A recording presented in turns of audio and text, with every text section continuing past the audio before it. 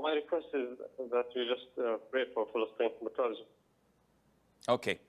First of all, we pray to all of our brothers who are being persecuted worldwide, especially in Palestine, the occupied Holy Land, which no Muslim doubts that it is holy, in the sense that it is the blessed land that is mentioned in the Quran, and that it is occupied by invaders who came 60, 70 years, and they betrayed the hospitality of the people who opened their homes for them and gave them food and shelter, and they kicked them out of their own homes and oppressed them, and now we know what is happening.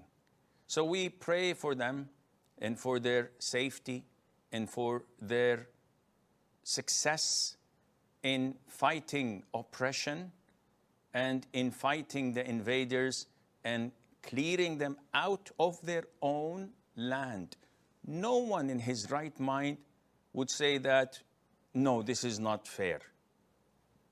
You come to my home, you kick me out, and it's okay for you to settle down. And if I try to get you out of my own home, that would be classified as terrorism or injustice. Only mentally distorted people would think like that. So we pray to their victory and to their safe being, and that Allah Azza wa Jal saves our brothers and sisters over there.